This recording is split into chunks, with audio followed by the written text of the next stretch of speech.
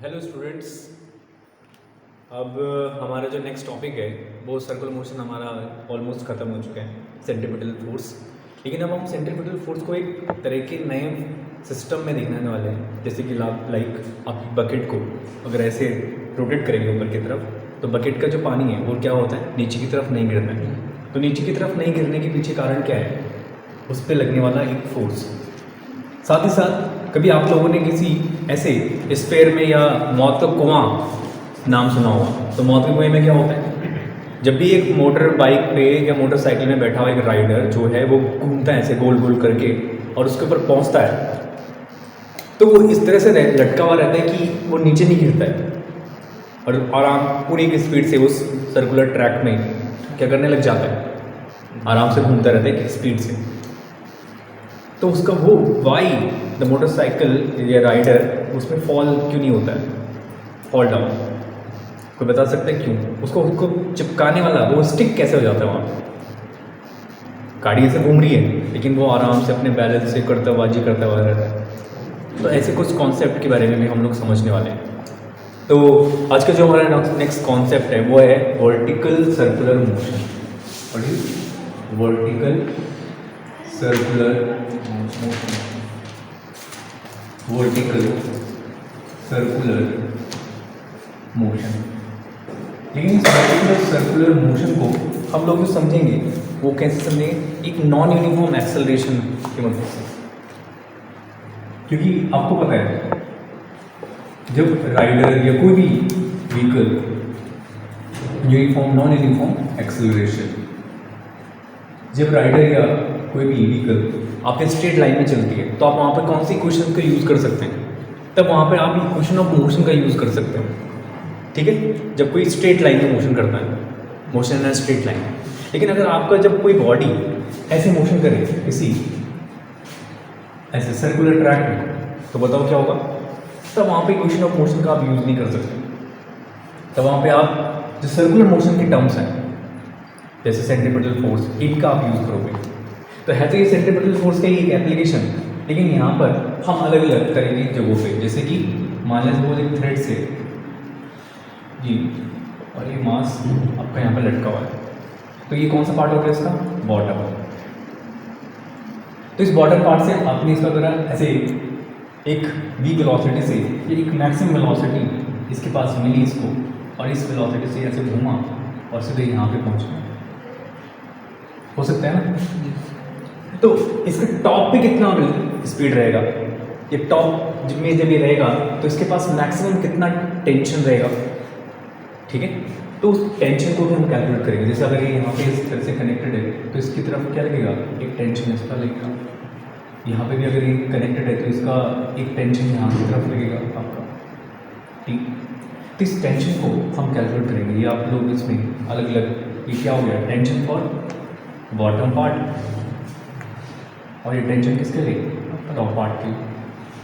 ठीक है, साथ ही साथ यहाँ पर इस टाइम यहाँ की वेलोसिटी क्या होगी, टॉप पार्ट की वेलोसिटी क्या होगी, और बॉटम पार्ट में वेलोसिटी क्या होगी।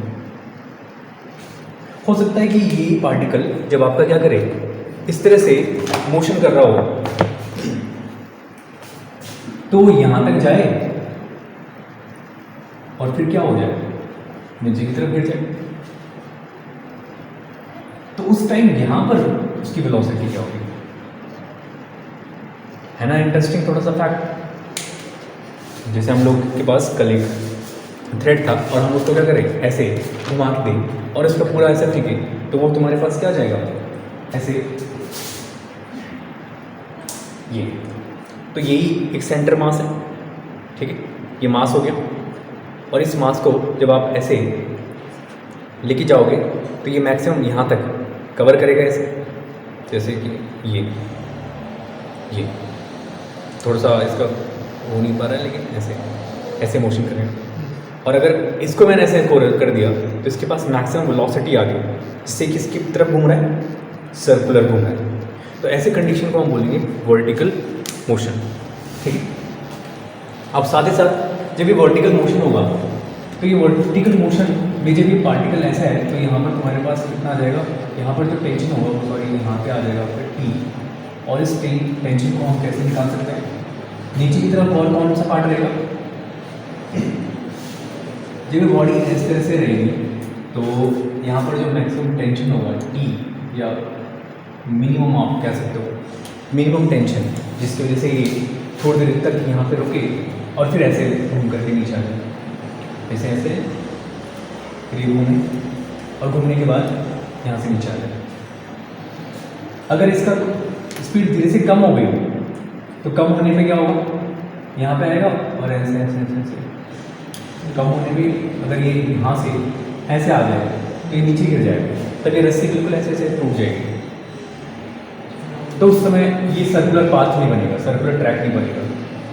तो जब ये टी मिनिमम होगा तो आप इसका जो सेंट्रीपिटल फोर्स है वो किसके बराबर हो जाएगा,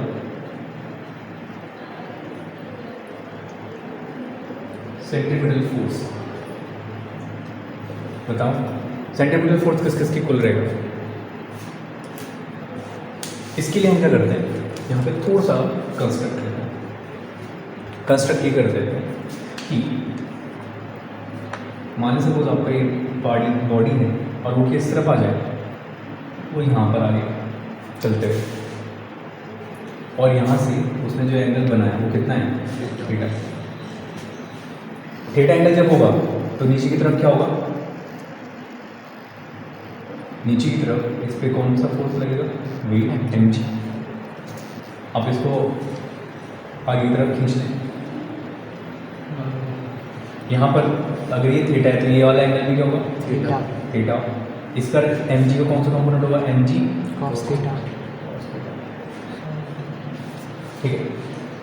तो इस बॉडी पे जो एम जी कॉस थीटा होगा तो उसको हम क्या कर सकते हैं, टी आप इक्वल रहेगा एम जी कॉस थीटा की, और टेंशन और साथ साथ और ऊपर की तरफ ही कौन सा, सेंटर की तरफ कौन सा फोर्स लगेगा, सेंट्रीपिटल फोर्स। तो मतलब हमें यहाँ से इसको थोड़ा सा इतनी डिस्टेंस पे पहुँचाया तो आपके पास आ जाएगा सेंट्रीपिटल फोर्स जो इक्वल होगा T minus M G cos. Centripetal force इसके बराबर आ जाएगा, सेंट्रीपिटल फोर्स आपका इक्वल आ जाएगा किसके, T minus M G cos. Centripetal force को क्या लिखते हैं, M V square upon R. अगर इसका रेडियस आर, यहाँ पे भी रेडियस आर होगा, यहाँ पे भी रेडियस आर होगा, यहाँ पे भी रेडियस आर होगा, ये भी आर होगा रेडियस, ये भी आर होगा रेडियस, दोनों के बीच का ये हर जगह पे रेडियस आ जाएगा। और यहाँ पे आ जाएगा T minus M G cos theta. यहाँ से इस टेंशन की वैल्यू निकालना, तो ये टी इज इक्वल टू हो जाएगा M V square upon R plus M G cos. ये tension very very important tension. ये टेंशन कौन सा टेंशन आ गया आपका, टेंशन ऑन स्ट्रिंग। ये आपका टेंशन रहेगा string, tension on string. This is tension on string, ये tension on string.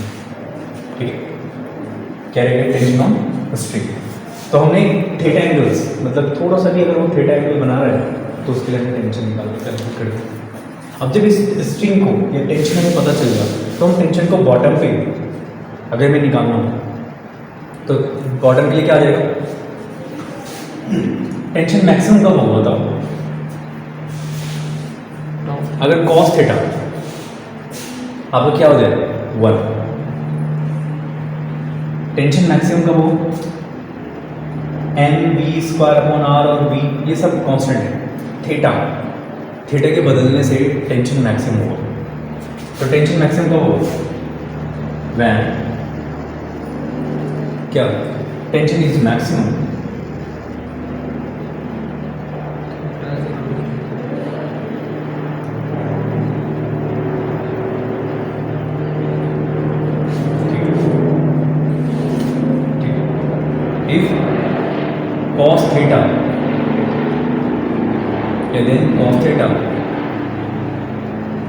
Is equal to 1।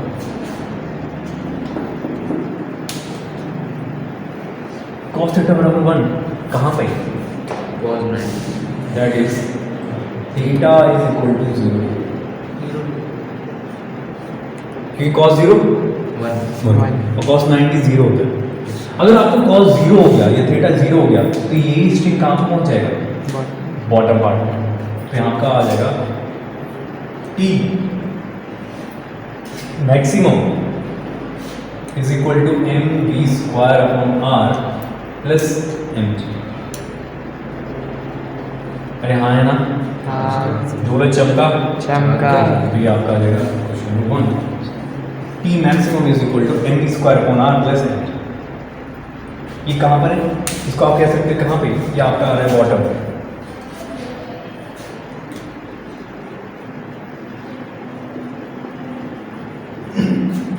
T maximum आपको कहाँ पे मिलेगा? बॉटम में। तो ये आपका टी मैक्सिमम हो गया बॉटम में। T maximum, T maximum condition आपको, क्योंकि थीटा के बेसिस पे आप कैलकुलेट कर रहे हो। टी मैक्सिमम आपका कितना आ गया? mv² upon r plus mg। और जब आपको टी मिनिमम निकालना होगा तब कितना होगा? थीटा 90 पे तो 0 हो जाएगा, नहीं -1। cos थीटा की मिनिमम वैल्यू क्या होती है cos थीटा की? -1। तो आपका बोला ये तो पहला केस, केस नंबर 1 मान सकते हैं इसे।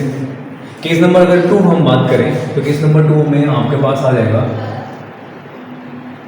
कब टेंशन इज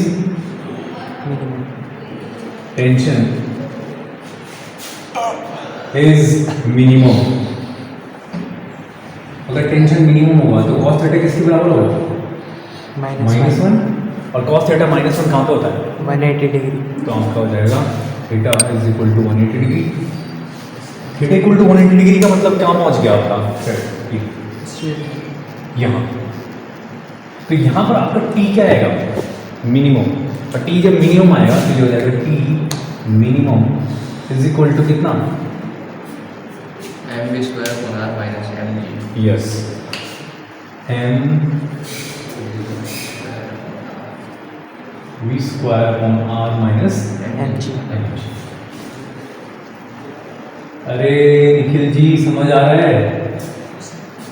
ठीक है, तो ये टी मिनिमम आपका mv² upon r minus mg और टी मैक्सिमम बराबर mv² upon r plus mg। तो ये मिनिमम कंडीशन आपको कहाँ मिल रही है? टॉप पे। टॉप पे। यहाँ वो कहाँ पे मिल रहा है? टॉप। टॉप पे कह सकते हैं, टॉप पे हमें मिनिमम टेंशन मिलेगा टी मिनिमम। अभी टी मैक्सिमम और टी मिनिमम किसकी मदद से निकाले हमने? थीटा। सेंट्रीपिटल की मदद से। अब समझ में आएगा थोड़ा सा कि वर्टिकल सर्कुलर मोशन जो हम लोग यहाँ पर समझ रहे हैं तो वो एक एप्लीकेशन ही है इसका सेंट्रीपिटल एक्सीलरेशन का।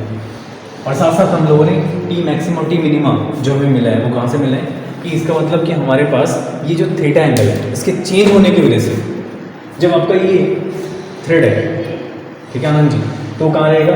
बॉटम पे रहेगा। तो टी उस समय टेंशन मैक्सिमम होगा, लेकिन जैसे ही ये घूम करके इधर पहुंच जाएगा टॉप पार्ट पे तो वहाँ पर टी क्या होगा? टेंशन मिनिमम हो जाएगा। और मिनिमम टेंशन की वजह से ही फिर वो क्या करेगा? आगे की तरफ ऐसे राउंड करके एक सर्कुलर पाथ बनाएगा। अब आ रहा है समझ में थोड़ा सा? ठीक है, इसकी जब भी सबसे इंपॉर्टेंट कंडीशन हम जो अब बोलेंगे कि इसको सर्कुलर मोशन में कंडीशन या मेंटेन द सर्कुलर मोशन, जब ये ऑब्जेक्ट सर्कुलर मोशन को मेंटेन करके रखेगा तो उसका टेंशन कितना होना चाहिए? टेंशन उसका यहाँ पे हम कंडीशन लगा लेते हैं, condition for maintaining circular motion, condition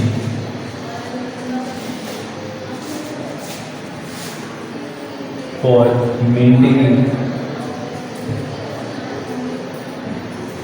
maintaining circular motion।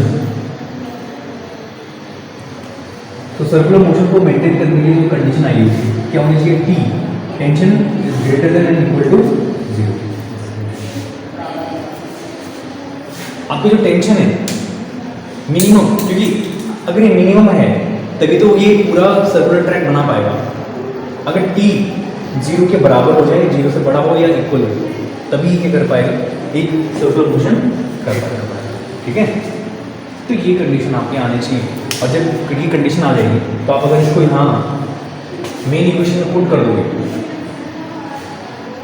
तो आपके पास क्या मिलेगा, सॉरी ये वाली टी मिनिमम की कंडीशन। तो अगर टी जीरो तो M V square upon R is equal to M G, क्योंकि ये कौन सी कंडीशन है आपकी, सर्कुलर मोशन बनाए रखने की उस ऑब्जेक्ट का। और एम से एम कैंसिल, इसका मतलब उसकी वेलोसिटी कितनी होनी चाहिए, V square equal to R G, या V is equal to under root R G. इसका मतलब यहाँ पर आपने वेलोसिटी को भी कैलकुलेट कर दिया। कहाँ पे, ये आपकी आ गई टॉप पार्ट की ये velocity under root R G. आए समझ में थोड़ा, टेंशन निकाले पहले हमने, और टेंशन निकालने के बाद हर एक पॉइंट पे टॉप पार्ट पे वेलोसिटी कितनी होगी और बॉटम में कितनी होगी, बॉटम में कैसे कैलकुलेट करेंगे बताओ। बॉटम में कैलकुलेट करने के लिए ये तो आपका आ गया टॉप पार्ट पे वेलोसिटी,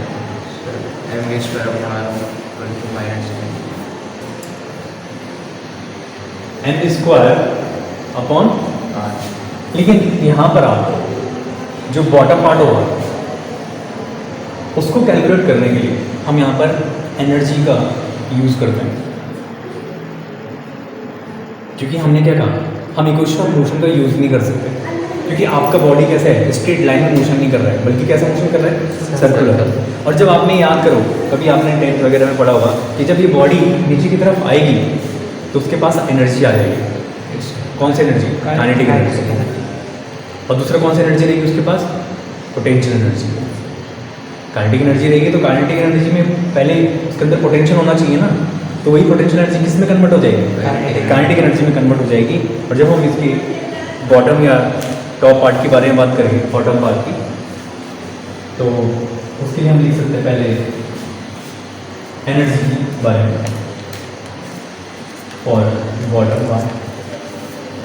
बताओ बॉटम पार्ट के लिए इसका काइनेटिक एनर्जी कितना हो जाएगा, हाफ एम वी स्क्वायर, और पोटेंशियल एनर्जी कितना हो जाएगा, एम जी और एच। लेकिन यहाँ पे एच कैसे निकलेगा, एच आएगा आर प्लस आर, ये आर प्लस आर कितना हो जाएगा, M G into two R, है ना। और तो यहाँ पर जो काइनेटिक एनर्जी और पोटेंशियल एनर्जी है, टोटल एनर्जी आप कितनी हो जाएगी, और एम वी स्क्वायर को हम क्या लिख सकते हैं, 1/2 वी स्क्वायर आपने कैलकुलेट करा आर जी, तो एम इंटू आर जी, इन दोनों को सम कर दो, टोटल एनर्जी कितना हो जाएगा, टोटल एनर्जी होता है क्या, kinetic energy plus potential energy. तो kinetic energy plus potential energy को हम करेंगे, यहाँ से आपके पास टोटल एनर्जी आ जाएगा, E is equal to half M R G plus M G two R, या 2 एम जी आर कितना हो जाएगा, 2 एम जी आर और half M G R, 2 plus half कितना होगा, आधा, मतलब 5/2 आर जी और इंटू एम। ठीक है, ये आपका एनर्जी आएगा टोटल। टोटल एनर्जी को हम यहाँ से कैलकुलेट कर देंगे, total half 5/2 M R G या आर जी। ठीक है, ठीक ही फॉर्म, ये टोटल एनर्जी, ये बॉटम पे एनर्जी आ गई उस ऑब्जेक्ट को नीचे लाने के लिए। और साथ साथ बॉटम की वेलोसिटी को हम कैसे निकाल पाएंगे, बॉटम की वेलोसिटी कितनी हो जाएगी बताओ। बॉटम की वेलोसिटी के लिए ये आपके पास क्वेश्चन है कि कैसे हम बॉटम की वेलोसिटी को निकाल पाएंगे, ये वेलोसिटी कि इसका वेलोसिटी इतना रखें कि ये यहाँ टॉप पार्ट तक पहुँच जाए। तो टॉप पार्ट का तो हमने निकाल दिया, V square equal to R G, bottom का आपको निकालना है। अपनी वीडियो को पॉज कीजिए और हमें क्वेश्चन का ये आंसर कमेंट करके बताइए बॉटम पार्ट।